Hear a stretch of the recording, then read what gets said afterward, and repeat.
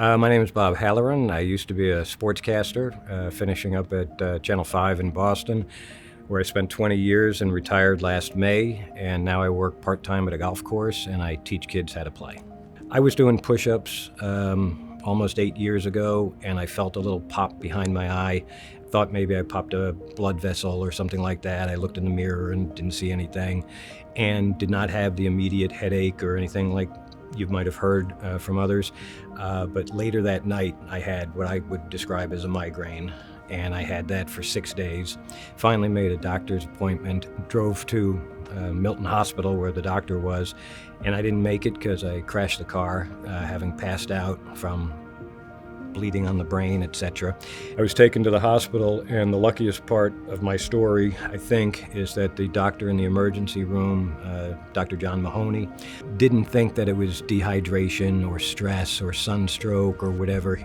He thought it might be an aneurysm, so he tested for it. The answer was yes, and he sent me to Beth Israel, to one of the most renowned specialists, Dr. Ogilvy, and they basically put me back together. I was 17 days in intensive care, apparently in intensive pain because I don't remember much of it at all.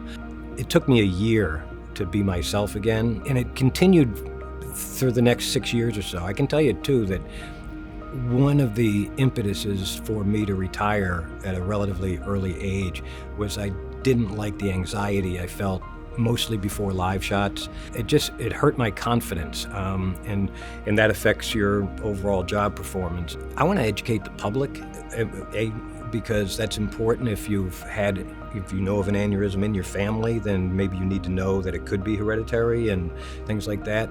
But you really need to educate the doctors to be on the lookout for it, and insurance companies to be more willing to pay for, a CAT scan or something that's going to read it for you.